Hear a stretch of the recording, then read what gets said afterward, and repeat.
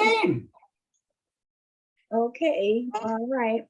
I want to welcome in particular my next door neighbor, Ann Ross. And she's gonna Thank you, Jean. Oh, Hello. us too. Yeah. hello, everybody.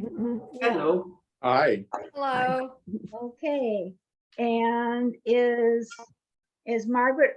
Oh, there you are, Margaret. I see. come here. Okay. All right. Well, we're going to start. Thank you, readers, for coming. I appreciate it, and thank you, audience, for coming. We really appreciate you. And we're going to start with Margaret Irvin, who has two pieces to read to us. Okay, well, first, I want to express real thanks that Jean is back from the hospital with her husband and she's here. We didn't know she was going to make it, but we're thinking about you and we're really glad that you're doing this tonight. But anyway, we want you to know we're aware of the situation and sending prayers and help for healing. Well, I'm never first, but I wrote to the actual theme this time, which I often don't. It's called Dog Days. And I had a piece that brought back a lot of memories. It's in two parts. Part one is the past and part two is the present. Of all the words and ways that haven't changed over the years, it should be dog days. Especially in August, we kids couldn't jump into the home dredged pond, into the deep parts, or even the places where our toes touched the muddy bottom. Couldn't dog paddle or kick our legs at all. It was dog days because no explanation from mother or anybody we knew. There was mention, though, of a dreaded disease called polio. Stay out of the water, you might get polio, they would say. You remember, those were our early dog days. Later in college, I heard of a student in an iron lung, and then the wife of a seminary student, again, so impaired, we could not fathom. Was I in graduate school when the vaccine or oral polio medications were offered? We did not protest or question. We grasped the remedy with praise and thanksgiving. Part two. August 2022 brings dog days to a new level with daily news about a significant anti-everything group on a violent march. Anti-vaccines, masks, science and medicine, anti-women's and veterans health, anti-most government programs, laws, the Constitution, voting rights, and even plain truth-telling. These citizens say they want to go back to, quote, the way it was, when certain straight white men held exclusive power and women, immigrants, gays, and non-whites were less equal. So now polio has emerged again. Do they want to go back to that too? Back to the days of polio, to a country ruled by a coterie of straight white men and polio. My thoughts. And the second one is strictly a memory piece that it just occurred to me when it was happening. It's called The Aluminum Spoon. The pasta recipe called for 1 tablespoon oil in 5 quarts of water. In the silverware drawer, I found the measuring spoons, various shapes and sizes in red, blue, gray, and white plastic, except for the one old aluminum set, a relic from my lengthening past, from the days before plastic, before husbands, before children, before high school or college or graduate school, years when spoons were washed by hand and you could hear the pump pushing water out of the faucet. And my peach pies depended on those same aluminum spoons down to the 1/4 teaspoon. A litany of memories, measuring cornstarch and baking powder, cinnamon and nutmeg, salt and pepper. Not the variety of spices you get today at Whole Foods, but the way you made the puddings, cookies, and cakes, and yes, the more frequent pies. You didn't measure the peppermint fetched from the creek bed. Was it instinct, comfort, connection, affirming my early life, or something more precious? On the day my heart reached for the aluminum tablespoon. For sure, the pasta didn't care. You know that saying? I love that. Yeah, Thank you, Margaret. you're welcome. You took us on a little trip through a lot of different things here. Right. And polio and measuring spoons. Well, and- the dog days really brought back memories of the polio. We were really, really, really terrified of that. And rightly so. Yeah, right. And we Yeah. were glad for the vaccine, you know, for the oral medication. I mean, nobody was out protesting. I mean, it just didn't happen. Right. Right. Well, thank you so much. And I've introduced my neighbor Ann Ross, and the piece she's going to read was published. Her piece is called Finding Joy. And Ann, would you like to tell us where it was published? Hi. First, can you hear me okay? I got a new mic. So I Yes, don't we know. can hear Yes. you. Okay. Yes. Okay, good. It was published in an online journal called Crohn's Words, and it's focused on wisdom from women over 55 and focused on mental health and well-being. So a friend of mine is in charge, is the editor, so that's how I found out about it. So this is a very short piece, just kind of a, I don't know, memoir type of in the moment type piece. Finding joy. East windows frame a clear sky and new leaves on our walnut tree. A squirrel creeps to the end of the branch, which dips and swings. My husband adds a trombone sound effect, and I laugh as the squirrel scampers up, his nails brushing like a snare on the bark. Today I choose joy, not obligation, not worries, nor tomorrow, only now. I adjust lights to a soft gold, matching the morning sun, the round and festive lanterns for my party of one. Coffee and chicory mixed with hot milk, sprinkled with cinnamon, ginger, and turmeric. I sit on a cushion on the floor near the window to the deck. Caffeine and endorphins find everything good and peaceful in a gold and green world where squirrels climb black walnut trees and eat spring flowers, yet they save enough hard nuts to grow in the fall, which the squirrels will saw open with their sharp teeth. I spread a mat in the soft light. If yoga finds one sun and moon areas, I have many moons, tight hamstrings and downward dog. Muscles in my neck are cable tense from whiplash in a car accident decades ago. The foot that wobbles in the tree pose from a broken bone 3 years ago. My lower back gently loosens during triangle pose. The IT band is stretching with a sigh. Sun areas, sturdy thighs holding me upright in warrior one, flexible shoulders from years of swimming. Shavasana lays me on my back and my moon areas sing. I toast the only bagel beneath the broiler, cream cheese, lox, baby greens, a perfect balance of softness and crunch, and I eat chips for dessert. That's it. That's lovely. Very Thank you. nice. Very nice. Thank you. Yeah. Very nice. I'm trying to hear the trombone you mentioned. Yeah, maybe you have to be there. I don't know.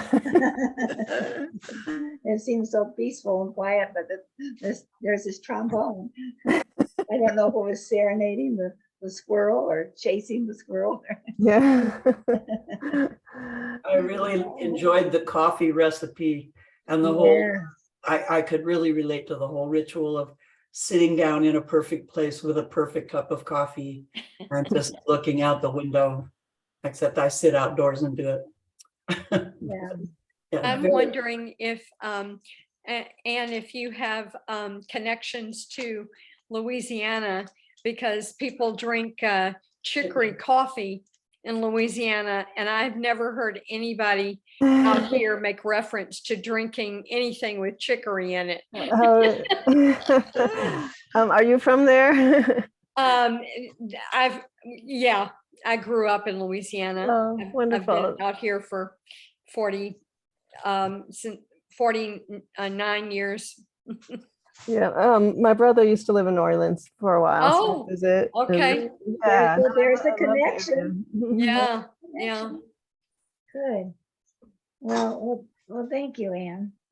Thank Brings you. up memories and connections to us. Thank you. Now, Anna Dabney has 4 sonnets to read to us, but we're dividing it up 2 by 2. So she's next, and she's going to read the first 2. Yosemite's Mariposa Grove at Risk, and followed by A Triumph in Mariposa Grove. And then later on in number 10, she will read the other 2 poems. All right, so Thanks, Jean. Anna.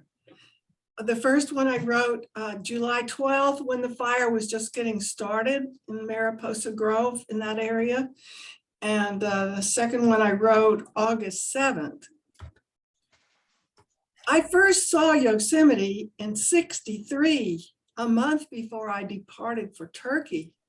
My Navy jet pilot friend drove me there in his convertible in pine fragrant air. I fell in love with the valley that day.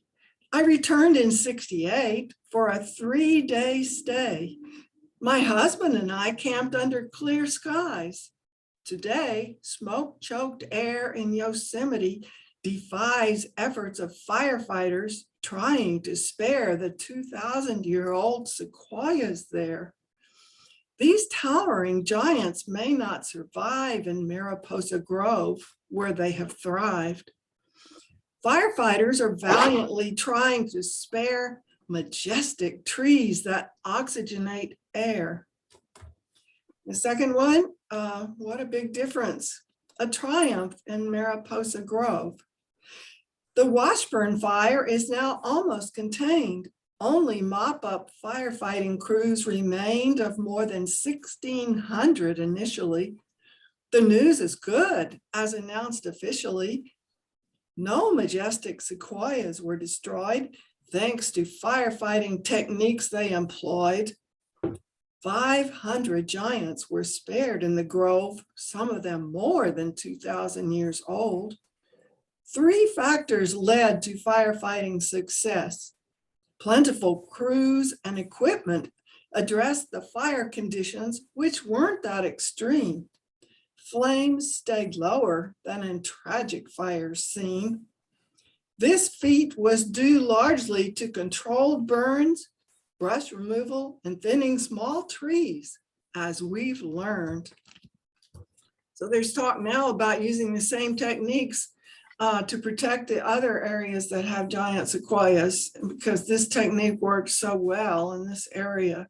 Thank goodness. Mhm. Thank goodness. Mm. What I'm a happy. difference between those 2 poems, huh? Yeah. Yeah. Yeah, from high anxiety to relief. Yeah, thank you. Thank you, Anna.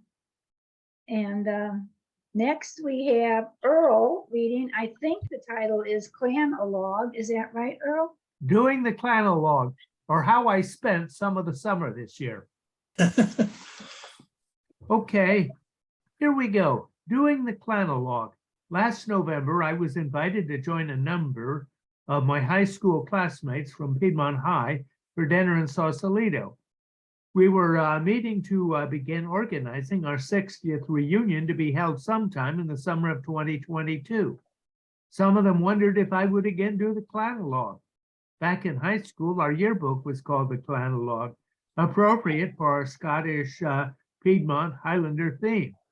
It would update everyone on what we've been doing the past 10 years or so. I had done the book about every 10 years.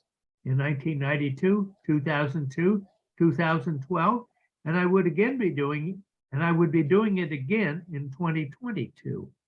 This time, we would add some new features: a graduation picture of each classmate submitting an update, a series of stories of our Piedmont memories, and finally, an all too long obituary section, again with pictures.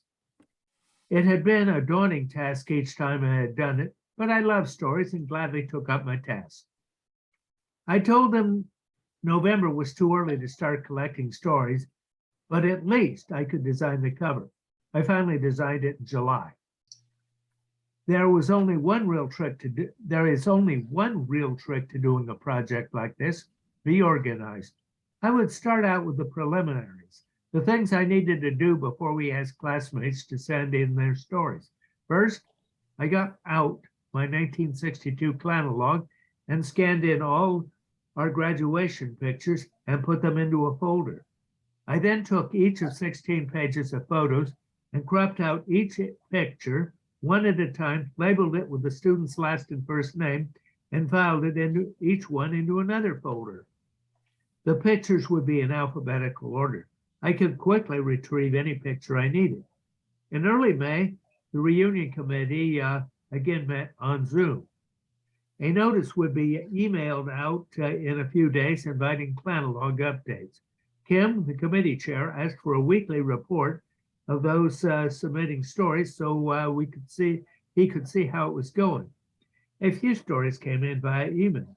It was generally easy to prepare them.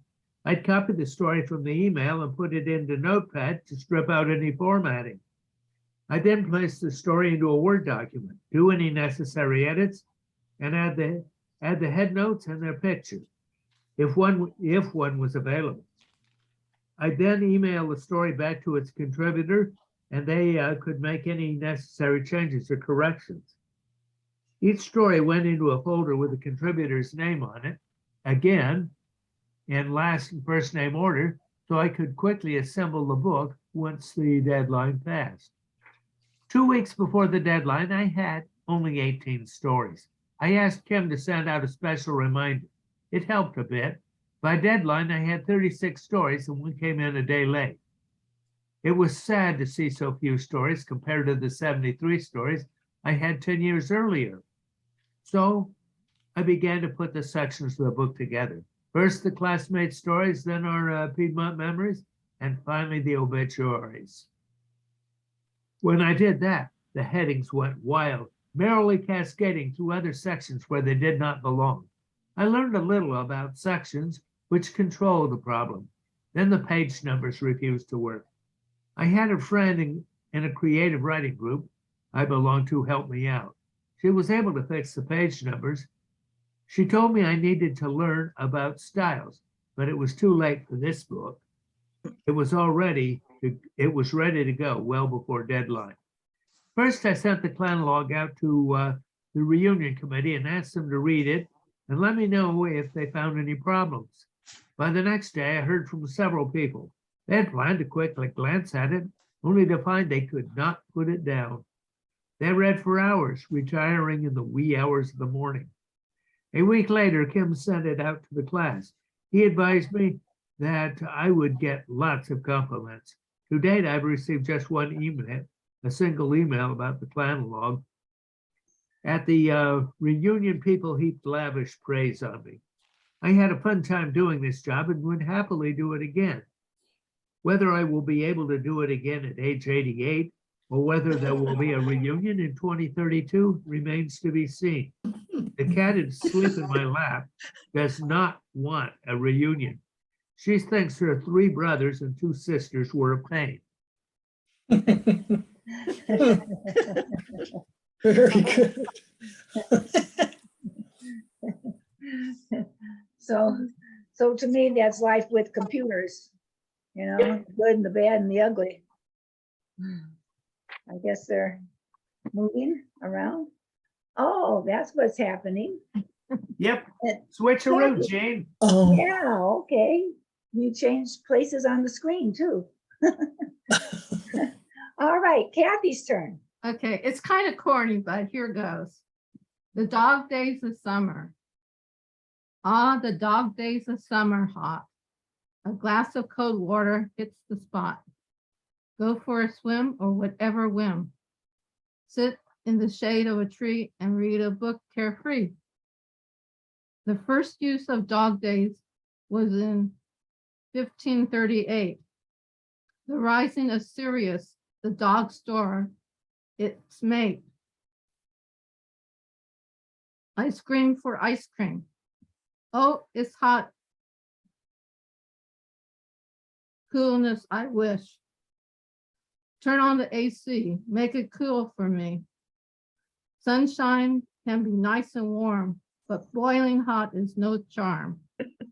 Ah, the dog days of summer will come every year forever. Oh, I good. like the ending.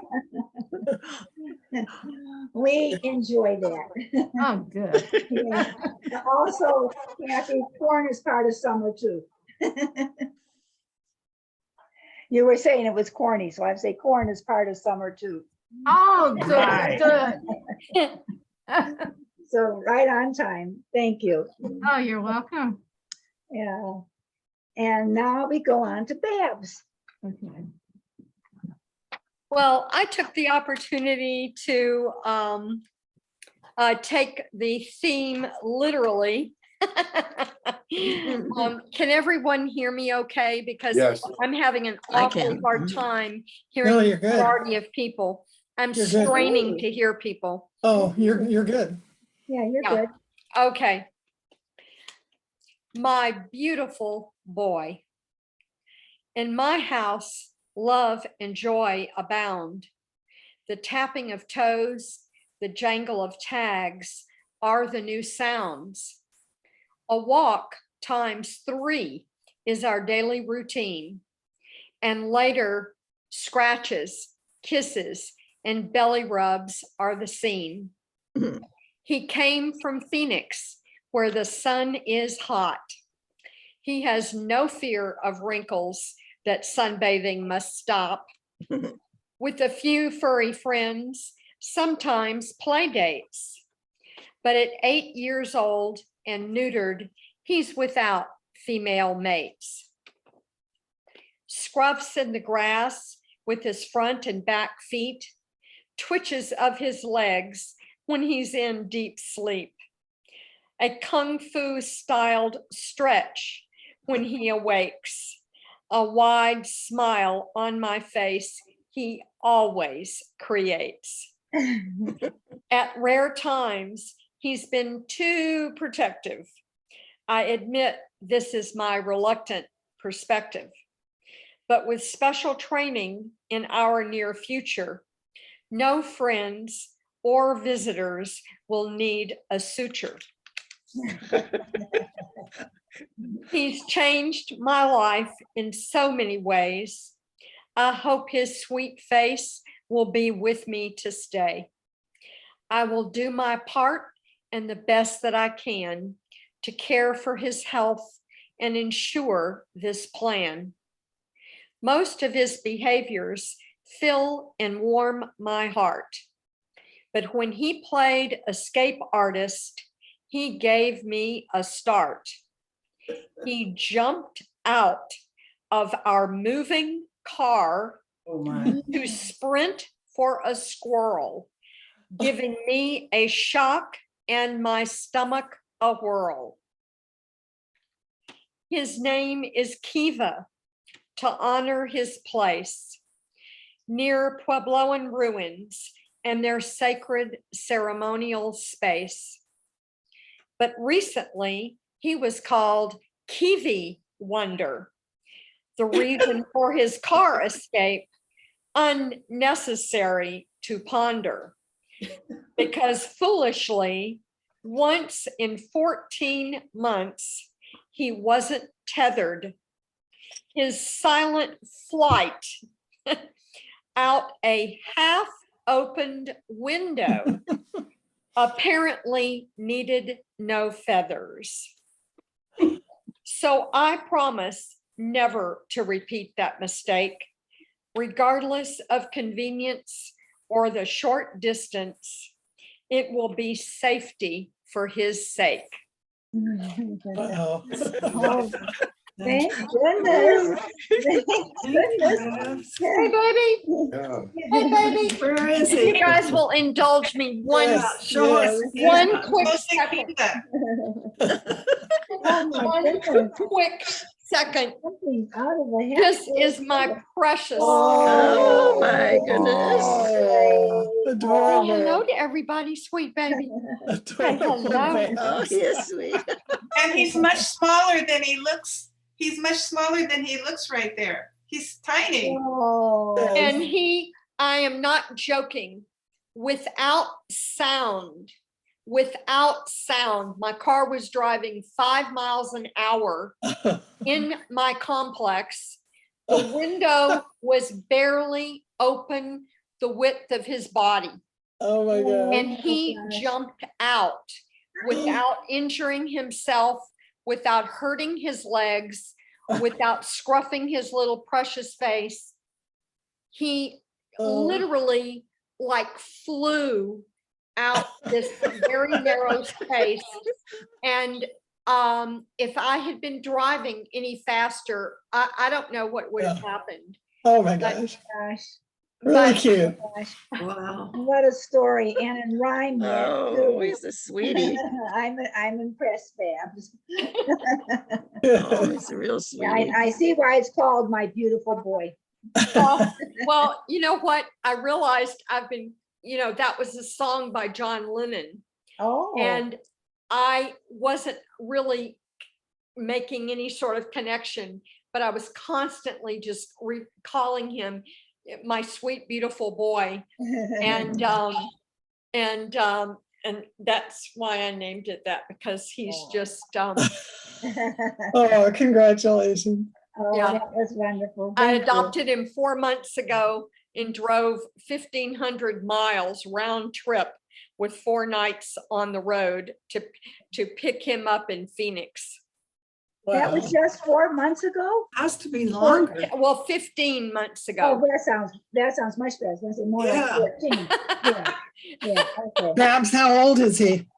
He's 8. Well, the veterinarians say that it's very difficult to properly estimate Uh-huh. the dog's age. Yeah. So they say anywhere from 6 to 8. Wonderful. Congratulations. Okay, Thank you. Thank you. Very, very great, wonderful story. That was a great poem. Yeah. Thank you, yes, Susan.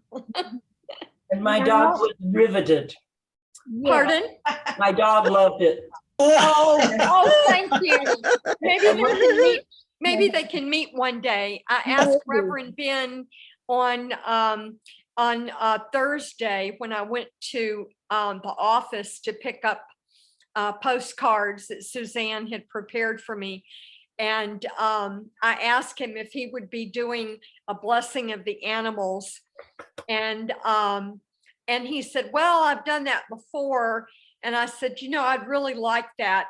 And he said, well, I wish I could see your dog.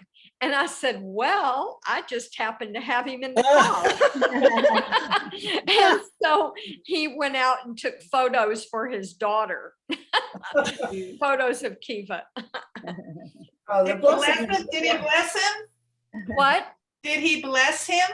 No, he was in a big hurry, but I was trying to talk him. Well, that was really all I said, but I've been hoping for like a little ceremony at Yeah, church. they or used to do something that'd be that. Really neat, Yeah, they have. All right, we're going to move on, but I'm a little confused as to where we're moving on. Gail, are you going to read or not? Yoo-hoo, Gail. Because she was scheduled to be next. I and told then- you I was coming as an audience. Oh, you're coming as an audience. No, I'm Okay. not able to do that tonight. Sorry. Okay, all right. Well, we're glad to have you as an audience. And Tom Debley, you are next. I am next, okay. Well,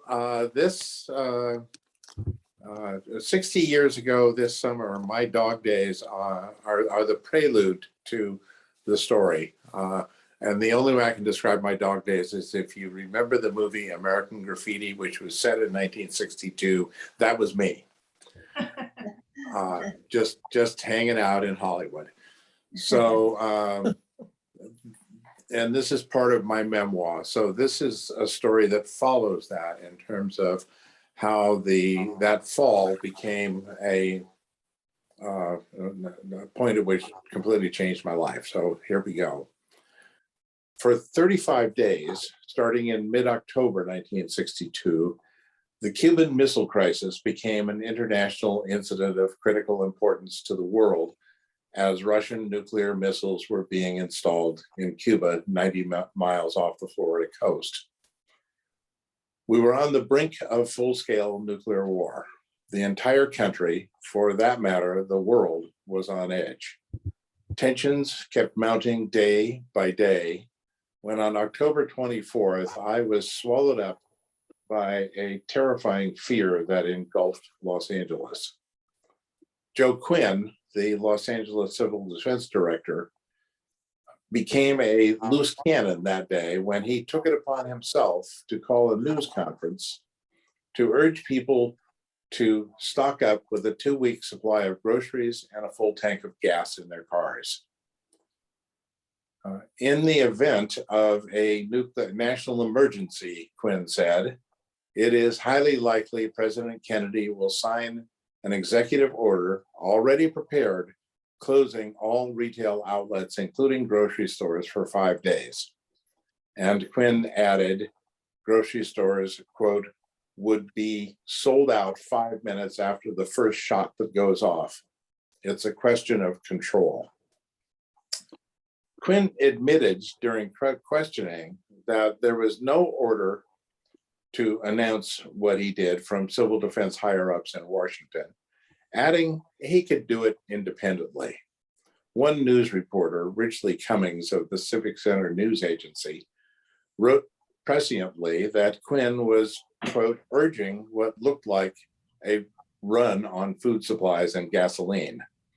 Unfortunately, Ridge, as I came to call him when I worked with him a few years later, was too late with the warning to do any good, since his newspaper story wouldn't be published until the next day. Radio was way ahead of him. Within moments, the story hit the airwaves on 2 radio stations, one of the emerging challenges of the modern world as the age of 24/7 news was dawning. I was on the morning shift at a Ralph's supermarket on the west side of Los Angeles. We had not heard the news and were shocked by huge numbers of people flooding into our store. Bottled water, flour, sugar, canned goods, and boxed staples of every kind were being snatched off the shelves. Most employees were soon called to the front of the store to staff check stands until every single one was operating, and the line still stretched halfway to the back of the store. I spotted one customer, and I heard stories that this happened many times. One customer steal another's full shopping basket and run to jump in line. Another arrived in the parking lot with a U-Haul trailer hitched to his back bumper. He filled the trailer with food and announced he was heading for the desert. The manager called for police help, and soon armed police officers were manning our 2 entrances to regulate the number of people allowed inside. And a national news magazine photographer was shooting pictures. As we learned what had triggered the panic, we also learned that thousands upon thousands of people had joined the buying spree at numerous supermarkets across the region. I worked 13 straight hours that day, canceled the date with my girlfriend that evening, and collapsed in an emotional and physical heap. I found myself thinking that with just a limited exchange of atomic weapons, even if they did not hit where I lived, I would still be terrified of what panicked fellow citizens might do. Perhaps the best way to capture the dire level of anxiety triggered that day is to quote a passage from an article that Jack Smith, a respected veteran journalist and columnist at the Los Angeles Times, wrote the following week. Los Angeles passed through the most trying crisis of the Cold War since Korea last week. The experience seemed to leave it weary and introspective. At week's end, the mood was one of relief as the horror of nuclear war once again appeared to fade, at least slightly. But for many hours, Los Angeles had faced, as never before, the possibility of thermonuclear attack. This populace was perhaps this populace perhaps never had before experienced such tension. Even in the early days of World War II, people generally did not feel the deep, shapeless fear inspired by the thought of nuclear war. There were evidences of fear and irrational conduct, the first symptoms of panic. Many thousands rushed to markets to stock up on staples, supposedly to tide them over for some disaster whose exact nature they could not imagine. As a 17-year-old, just out of high school, I drew one firm conclusion that day. I would be an anti-nuclear citizen for the rest of my life, not knowing exactly what that would mean.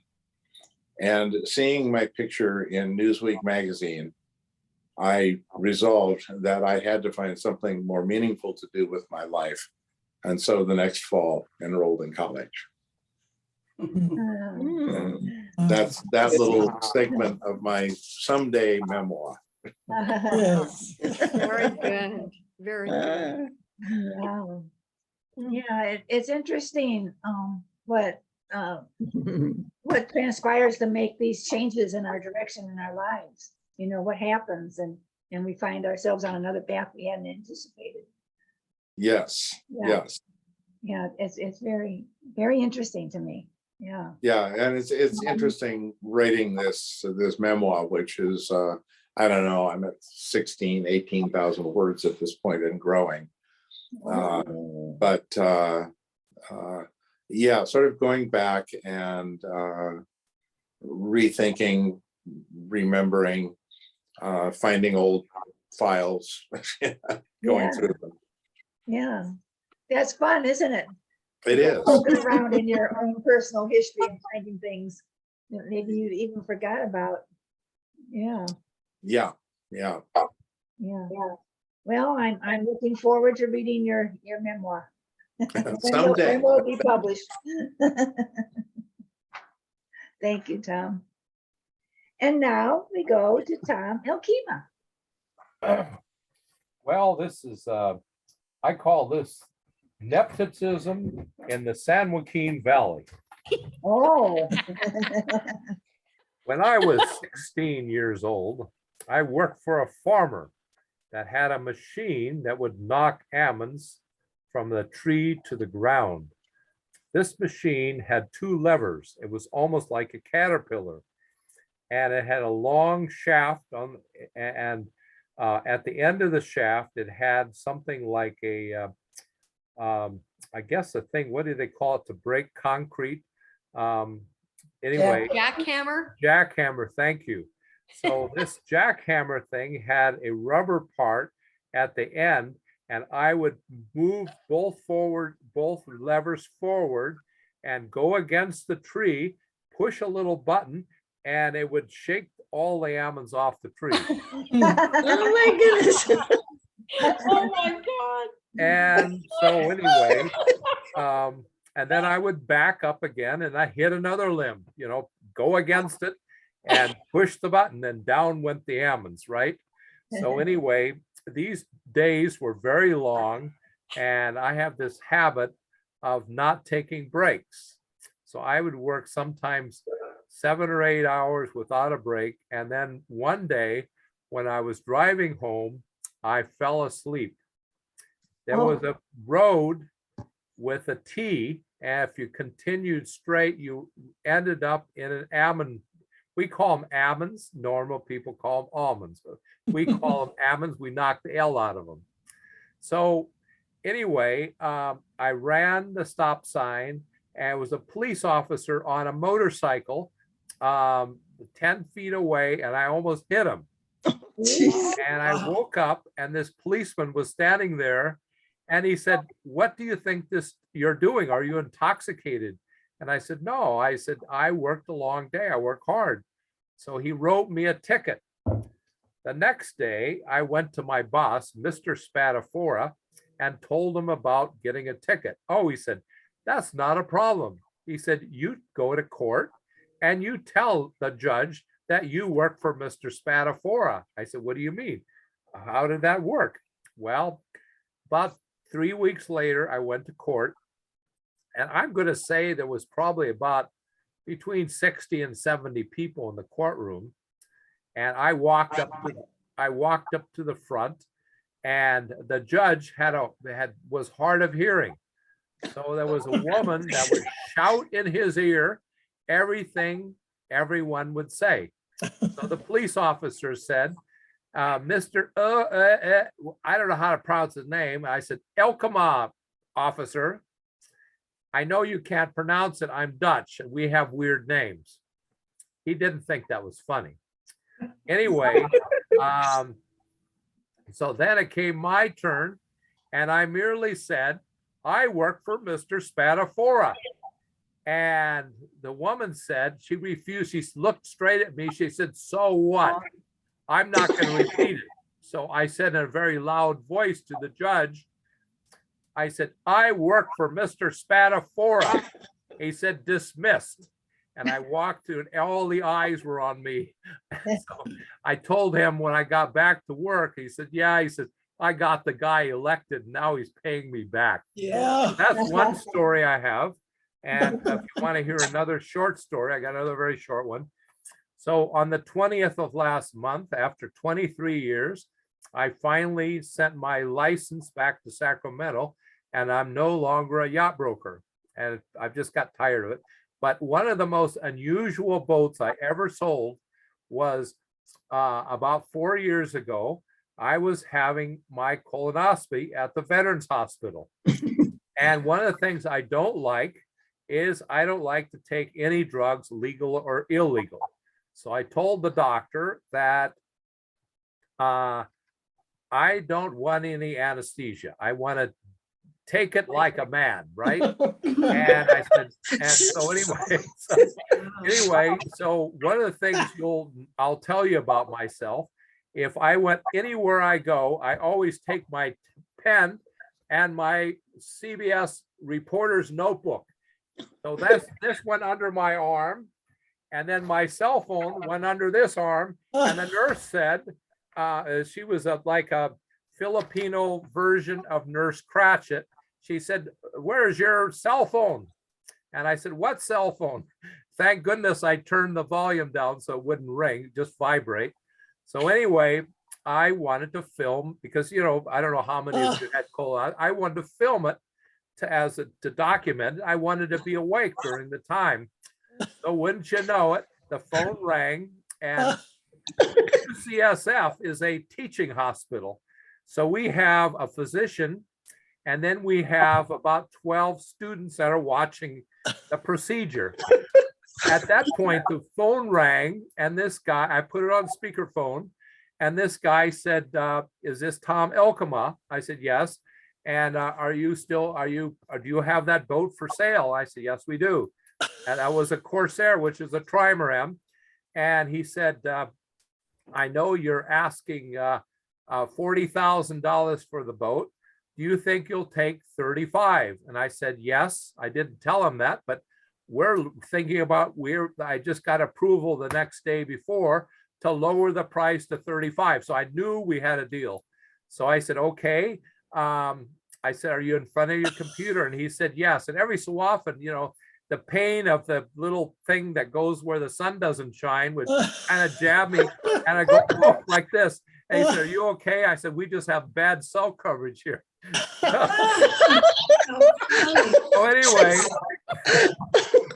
So anyway, so he went on the computer and he filled out the form. You know, he printed it out, filled out the form. I said, now, do you have your checkbook? He said, yes. And I said, write a check for 10%. So that was $3,500. Write a check, take a picture of it, and text it to me. And sure enough, he did. I got a text. Then I called the seller and I said, you know, you have two of the best days in your life, the day you buy and the day you sell a boat, and you're going to experience one of them very quickly. So that's my story, and I'm sticking to it. Thank you.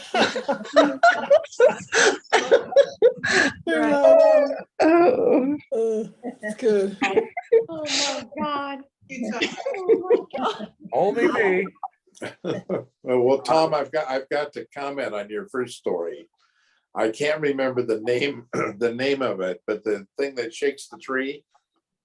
This particular, it was a murder mystery, one of the English murder mysteries, and they couldn't figure out how this guy had been killed, and it turned out it was the tree shaker. Okay, there you go. I rest my case. Thank you. It's so nice to have storytellers too, instead of just reading. It's so wonderful to hear something that gives me a belly laugh. Isn't it? That's what we I all really need, needed a belly laugh. That's right. Yeah, thank you.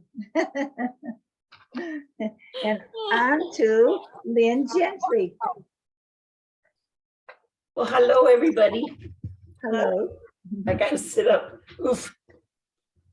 I have a story that I'm working on, and people in my writing group, let's see how many are there. Oh, you took all their pictures away. So a lot of people have heard the beginning of it. So I wonder if I should jump in somewhere else. Let's see. This is the beginnings of my next book. And it's a story about 4 generations of golden retrievers, and it's called Circle of Gold. So the voice in the first person is a golden retriever named Lulu. And let's see. Okay, I'll start with chapter 2. And Lulu's human is Jamie, a 10-year-old boy. So as a little puppy, when I came to live with Jamie, the weather was getting warm and pretty flowers of all sorts of colors were popping up in Mrs. McDuff's garden. Can you hear me okay? Yes. Yeah. Okay. I can. Jamie told me that soon he would be out of school for the summer and we would have lots of time for play and adventure, though I'm not so sure how those things are different. For now, I just roamed around, played in the barn, and made friends with Duke, the really, really big horse. I watched the missus in her garden and tried to help, but right away she told me it was not okay to dig in her flowers. She told me I was a good girl for listening and doing what she said, and with very few mistakes, I rarely dug in the flowers or the vegetable garden. I just sort of understood when she said, you have all this space to dig in, find holes and see if you can get a gopher. And all that open space, waving her arm in a wide arc, is yours to explore. The missus and I got along great. When it was nap time, I would lie on the big shady porch or go cuddle up with Duke, who was very pleasant company. He taught me a lot too. He taught me to watch for mice scuttling around and trying to get in the bags of grain, and then how to sneak up on them with the goal of catching them and taking them to Mrs. McDuff. But I don't think I was a very good hunter. I would see a mouse and have fun just watching him. Then when he got near the bags of grain, I would jump out and scare him, scampering away. It was a fun game, I think, for both of us. I also think when evening came and I went in the house for the night, the mouse would still sneak in the barn and make holes in the bags. For my part, I was glad I didn't have to deal with doing whatever hurtful things would be required to get the little mouse all the way to the front door of the house. This is chapter 3. Usually I would wake up from a big nap and see Jamie walking down the gravel driveway toward the house. It was like he appeared out of nowhere. I was so excited to see him. He would get down on one knee and hug me. My part was to lick him all over his face. He tasted so good, like dust and sweat and the books he carried. I loved our little ritual. Then I would get to go in the house while Jamie dropped his books in his room and went into the kitchen to get a snack for the 2 of us. And the missus would come in, kiss the top of Jamie's head, and then the top of mine. She was such a very nice lady. While Jamie ate the sandwich he had put together, I got a couple of cookies in my bowl in the corner. We both gulped down our snacks, and then it was time to run outside and play. Jamie did have a couple of chores to do, but I could sometimes help, which made me very happy and also got us out in the open fields sooner. I would help the big horse Duke scoot out of the way and into another stall while Jamie mucked at the old one, putting in fresh bedding for the giant horse. Then while Jamie went to get some special snacks for Duke, oats, I think, I would nudge the big guy back into his regular spot. I felt like I helped a lot and made it sooner that Jamie would be all mine. Off we would run across the pasture and down into the creek. We would splash in the water and then dash to the pond where the creek was headed. When I ran up ahead of Jamie, I would always startle a couple of ducks and other birds who would fly off before I could even jump into the pond. I had first learned to swim just by chasing Jamie into the water, and then, well, the bottom disappeared, and I was using my big feet to keep my head above the water. Jamie was really excited and called out, "My boy, you have learned to swim." Then I decided this was a great thing. Instead of being scared like I was that moment, I couldn't feel the bottom under my feet. Jamie taught me to chase things he threw in the water like a ball he kept in his pocket. It seemed natural as could be to splash in and bring it so he could do it again. That's because you're a retriever, my boy. That's what it means to chase after things and bring them back to me, to retrieve them. Well, that made a lot of sense to my little puppy brain, and it became one of our favorite games. Our other favorite was the chase game. We took turns trying to catch one another all the way back to the house, and we never knew which one of us would get there first. Then Jamie would hop on his bike and I would run alongside. We would run down the gravel driveway all the way to the house where I was born. My boy told me this house belonged to the Collins family. Should I stop? I don't know what my time is. You're getting near, you have about 30 seconds. Okay. The Collins people were really sweet. They would tell me what a beautiful girl I was growing up to be and tell Jamie how tall he was getting. I was also able to meet my mom and dad, which was so special. They were called Harry and Millie, but all my other brothers and sisters had gone to live other places. The Collinses were an older couple, and I learned they had twin daughters who had gone away to college, and the mom and dad humans could only have just so many dogs without their girls to help take care of them. Okay, I'll stop there. Okay, very nice. All right, so you're going to go through the 4 generations of golden retrievers, huh? Yes, ma'am. Lulu is number 1. The Circle of Gold, Yeah, which will be your second book. Your first book's already published. Did you all know that? correct. Correct. Yep. Yep. Hey, and Tom, don't worry. My memoir took me 13 years to write. Yeah, well, that's about how long I think I've been at it. Fits and starts, my man. Fits and starts. Yeah, well, I've reached a point where I'm really going like gung ho these days. So we'll hope Good. that. Good. More power to you. All right, thank you, Lynn. And now Anna's going to read her second 2 poems to us. These are both political poems, and I wrote this one, Criminal Path to a Full Coup Conspiracy, after watching Ari Melber's special program on this topic on MSNBC on July 30th. And it just impressed me so much the way he summarized it. He is an attorney and he's licensed to practice. Yeah. So I really liked his analysis. In a brilliant 1-hour presentation, Ari Melber conveyed much information.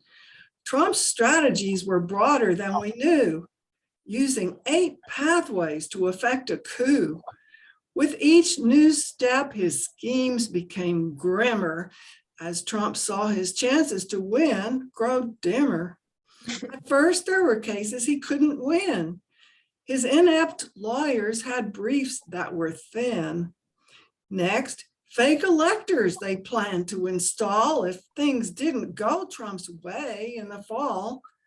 Soon, pressure was exerted in key swing states for leaders to find votes, raising the stakes. A Department of Justice failed coup attempt further showed us Donald Trump had contempt for the rule of law and our way of life. He never had qualms about stirring up strife. On the 6th, House supporters would stall the count To support that tactic, they agreed to mount an attack on the Capitol by an armed mob to prevent Mike Pence from doing his job. If worse came to worse, they would hang Mike Pence. For that criminal intent, there is no defense. Oh. Yes. Yeah. Right. And this one I wrote August 17th about Liz Cheney. I don't intend to vote for her. I know she's an arch conservative, but I admire her so much for her standing up for the right thing and her integrity. So I call this a modern day patriot. Liz Cheney will go down in history for standing up to colleagues' perfidy surrounding her daily in Congress's halls, where supporters of Trump had scaled the walls. She remained true to the oath she had sworn, choosing to disregard her party's scorn for voting to impeach and serving faithfully on the January 6th House Committee. Her leadership in the insurrection quest led to defeat in Wyoming's contest.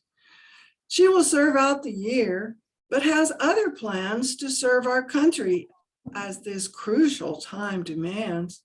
Liz Cheney is a patriot to emulate that pages in history will celebrate.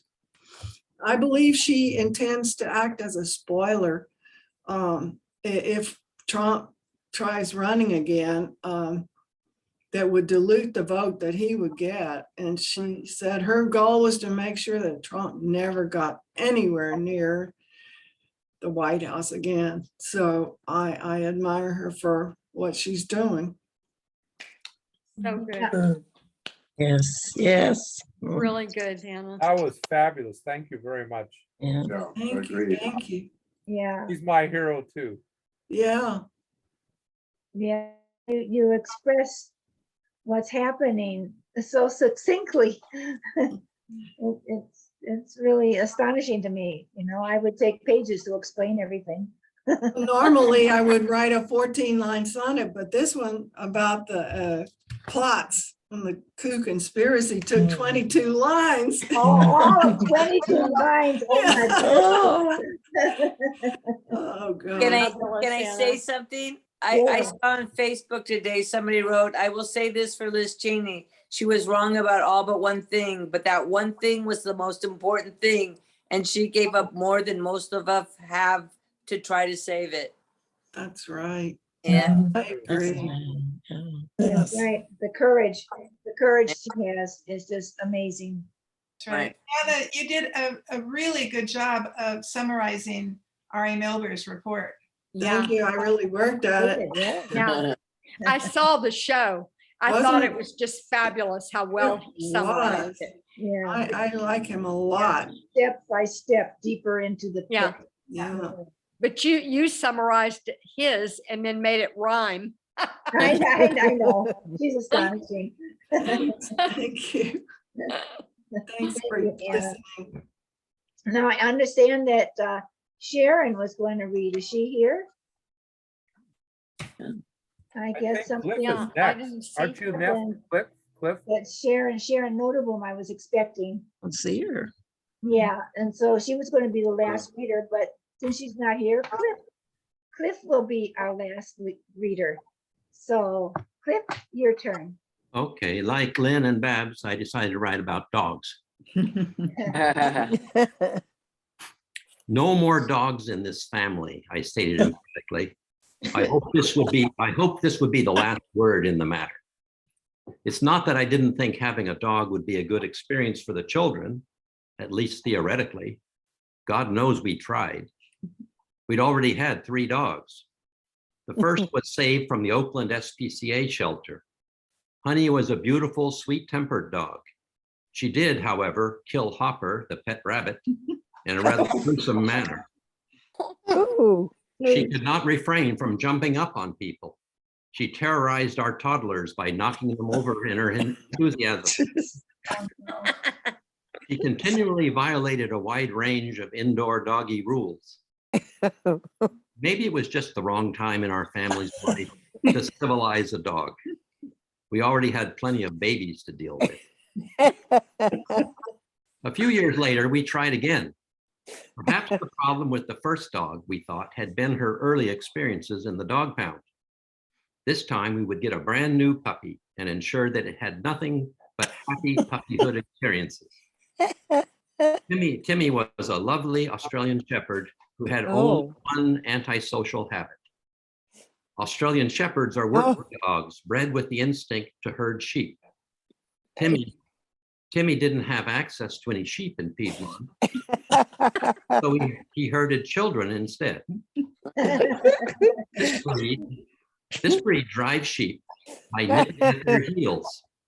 So Timmy chased kids throughout the neighborhood, whether on bikes, skates, or on foot, and nipped their heels. The children rapidly tired of this game. Finally, Timmy encountered a particularly uncooperative youngster and jumped up and bit him in the face, drawing blood. Now in Piedmont, it's common to find kids who have a lawyer as a parent. Timmy had the bad taste to bite a child whose father and mother were both lawyers. We had visions of losing our house in a nasty lawsuit. Betsy quickly found a home for Timmy on a horse farm in Lafayette, where he could find plenty of animals to chase. The lawyer's only response to the incident was, "Good thing he's a boy. The scar will give his face some character." You never know about those lawyers. Despite our best judgment, we tried a third time. This time we would adopt an adult dog. This way, the dog would already be trained and used to dealing with people. Amelia was not an attractive dog. The front half of her was a small collie and the rear half was a terrier. She also was not a particularly obedient dog. She was one of those dogs that bolts from the house at the slightest opportunity. Her previous owner had failed to inform us about this dog's special talent. We had no idea such a small dog could jump so high. We frequently found Amelia out in the street or loose in the neighborhood. How had she managed to escape from the yard? Finally, we caught her in the act. She sprang over a 6-foot fence from a standing start. Oh my God. We added an extension to the top of the fence. She could jump over that too. When we moved to Thailand, we convinced a neighbor to take custody of the dog. We said we would be back in 1 year. We ended up staying for 10 years. But we never reclaimed Amelia. So maybe we weren't the right family to adopt any more dogs. Naturally, we had a series of other pets: fish, birds, turtles, hamsters, and other small rodents. These seemed to satisfy our 2 older children, but not Ethan, the youngest. No kid loved dogs more than Ethan. He couldn't pass a dog in the street without giving it a hug. This presented something of a problem in Thailand, where many of the street dogs were of dubious background. He was bitten several times and even had to go through the painful series of anti-rabies injections, but this did not diminish his passion. The word came out in the expatriate community that a pair of black Labradors had been bred. A litter of 9 soon arrived. We went over to visit. All puppies are cute, but these were of surpassing cuteness. I knew there would be trouble. And I issued my pronouncement about no more dogs in the family. Many people visited the puppies, but only Ethan attended them every single day. He played with them, cared for them, and would have slept with them if allowed. He begged to adopt one of the puppies, but we parents maintained our united front of opposition. The final blow came from an unexpected source. Ethan's utter devotion to the puppies became widely known in the community, along with a tragic tale of his parents' adamant opposition to puppies. A delegation of mothers approached us. Their message: Ethan must have one of these dogs. The peer pressure was enormous. Betsy gave in, and I was inevitably dragged in too. The new puppy, Casey, quickly burrowed her way into our home and our hearts. She wasn't perfect. She transgressed in typical puppy ways, like chewing the baseboards. One day, she escaped to cavort with some local street dogs, resulting in an unwanted pregnancy. But overall, she was an excellent companion and became a beloved member of the family. She accompanied She accompanied us when we returned to California and finally died of old age, with Ethan tenderly nursing her until the last day. Oh. We had now become dog-free and empty nesters at about the same time. There was no need for a new dog because the motivation for acquiring each dog had been about providing life lessons for the kids, hadn't it? We spent the next 2 years living in the Middle East, where dogs are rare since they are considered as unclean by most Muslims. So we became cat people. Betsy rescued an abandoned litter of kittens from under the air conditioner, and 3 of them reached adulthood and found new homes as we returned to California. She also began feeding feral cats in the backyard. Before long, as many as 20 would show up for a morning meal. Over the next couple of years, we occasionally considered getting a new dog, but as usual in this family, it took Betsy's initiative to break the inertia. She researched the pluses and minuses of dog ownership for older adults and the advantages of each breed. She concluded that a dog would be a beneficial addition to the family and that the Cavalier King Charles Spaniel was the preferred breed, with its charming personality and appearance and convenient size. Thus, Pippin came into our lives. The copious care, love, and training he received from puppyhood would have been the envy of Honey, Timmy, and Amelia. He developed into probably the best dog ever. We had 2 joyful years with Pippin until a moment of inattention resulted in his being hit by a car while crossing the street. Oh, gosh. We were devastated, and I was particularly hurt. I had grown dependent on Pippin's companionship and the frequent walks we took together. Now, instead of no more dogs, I was crying, we desperately need another dog. Betsy once again saved the day, and within a few months, Pippi joined our family. Pippi was similar to Pippin in appearance, although more reserved in personality. She received even more attention and pampering than Pippin had, and she developed into the next best dog ever. She recently celebrated her 10th birthday and continues to play a central role. Oh my God. Can't see Pippi. Oh. Looking back over our history with our canine partners, our relationships with our most recent dogs were far more satisfactory than those with the earlier ones. Does this mean those early ones were not good dogs? I must admit that the more likely case is that all the dogs were good dogs, while the recent ones benefited from the evolution of their human companions into more enlightened dog guardians. So this is Pippi, yeah. Oh Hi, my Pippi. gosh. Hi, Pippi. Very good. She's adorable. Yeah. Just begging for a smackaroo from you.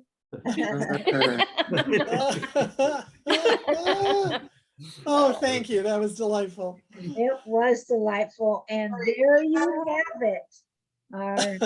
Another delightful evening of open mic, you guys. Thank you all very much. Yes, it's been wonderful. I think all you dog owners should go get your dogs. I mean, there's Duffy and Jean. I know you must have at least one, if not 2. What, you want us to go get them? Is that what you said? Here's my picture. Let me see of what the gentleman. my dogs. Oh. There's Yeah, Oh, there she is. Oh, wow. Boy. Wow. There's just nothing better, honestly. Dog days. Oh, I was gonna say the theme. The frog we've been watching has turned into Melinda. Hi, Melinda. Oh, what wonderful stories. I feel nourished. Better I have to bribe him. beautiful. Yeah, great story. Oh, bring his face up, Lynn. I'm fine. Oh. There's we my go. dog with a bottle of wine. Oh. Hi, baby. Oh, They're so cute. Everybody has their Oh, dog. Susan, you can't see your dog. Nice. Does he have something in his mouth, Susan? My dog is named Sadie. I didn't name her. My daughter named her. Oh, it's cute. But she loves this play thing, a bottle of wine, and she always runs up with a bottle of wine. She loves Tug, but she's a great dog.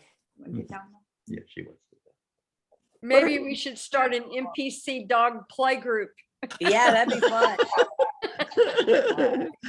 I think you all should have a baptism at church, a collective baptism for all the furry children. Well, I think we should pressure Ben to do a blessing. Yeah, I would love. He does them on, there's a special day. Yeah, it's at the that's Feast of for Saint animals. Francis. When I don't feast think with he does animals. them every year. Oh, there's Carol's dog. Oh, Who is that, Carol? I want to speak. Ben should do them every year. Every respectable church does a blessing of the animals every year, and it's done around the date of Saint Francis's Yes, yeah. birthday. I think it's sometime in May. Yeah, I it's in think the spring. Saint Francis of Assisi is some sort of, I don't know the history of it, but I think the connection has something to do in May. Well, he's the patron saint of animals, I believe. Yeah, but yeah, I think that's the time frame. I think it's the Feast of Saint Francis. Oh, okay. Is the day. Yeah. Hey, Mark. Do they eat the animals? Oh, there's another one. Oh, look at Oh, that. All those cats. Oh, look at Melissa. Where is that? Goodness. Oh, it's a cat. One Yeah. cat. Where is that? Where Where are is you it? guys talking This about is- Oh, cats? you have to go up on the top. Carol Eckberg. Oh, Very yeah. nice. Yeah. Oh, Beautiful okay. dog. Yeah. There's Oh, I should put it on a Our different dog. view. That's a beautiful Gallery, collie, yeah. Carol. Oh, okay. Little dogs. That looks like Lassie. Anita, you've been so quiet. Take place on the K-9th month. Um, I think this. we had to, I love dogs. We had to put our beautiful Chelsea, her eternal rests a week ago Monday. She would have Oh, so sad. That's still fresh. Oh, it's so hard. she would have been 16 years old. Oh, Yeah. Oh, wow. She died 4 days before her 16th birthday. She was my beautiful girl. Oh. She came into our lives when she was 3 months old from the Berkeley Humane Shelter. She had been fostered. I quote, rescued a very wonderfully trained little dog who had been brought in when she was a pup with her sibling. And this very nice couple fostered them with their dogs. So when I went in just to look with one of my granddaughters for a middle-sized dog, just to look, there was sweet little 16-pound Rottie Shepherd Chelsea, and with her little kabuki eyebrows, and my heart melted. And we thought about it, and it said, caution, this little pup might be 70 pounds. Think about it. Oh. And I turned to my granddaughter Alana and I said, I don't know, look at her and look at her sibling. I said, I think this dog is going to be 55 pounds at the most. And guess what? She listened to me, and 2 years later, she just capped off at 55 pounds and stayed there. She was a beautiful Rottweiler Shepherd with the coat of a Rottweiler, with the sweet little kind of slightly pointed nose of a Shepherd. And she was smart, funny. She was a retriever.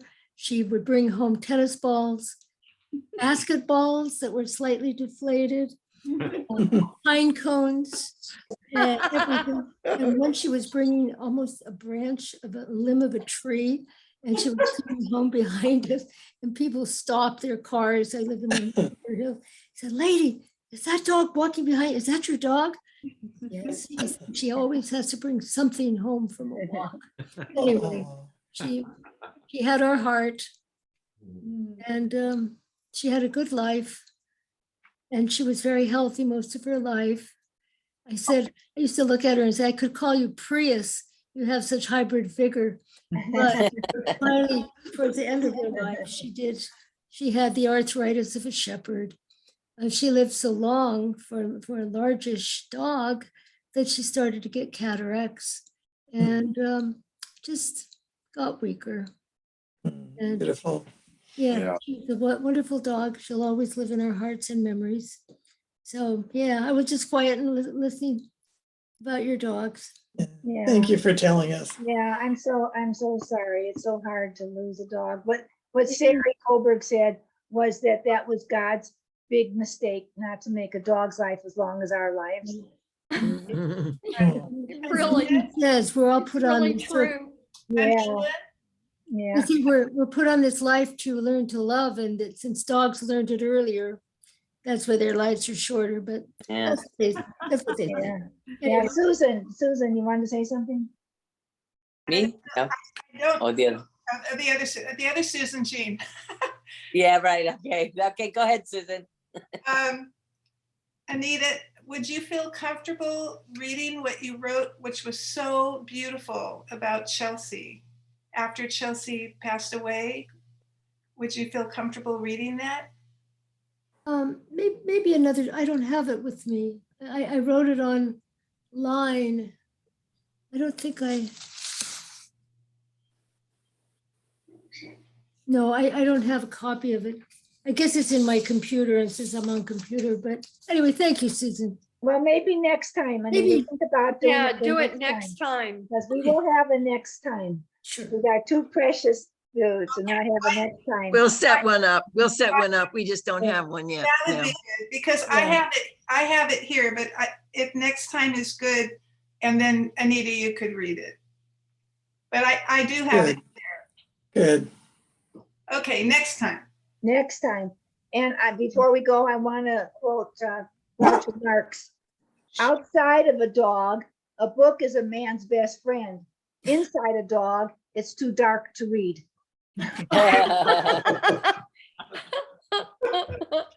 Could you say the first sentence again? Outside of a dog, a book is a man's best friend.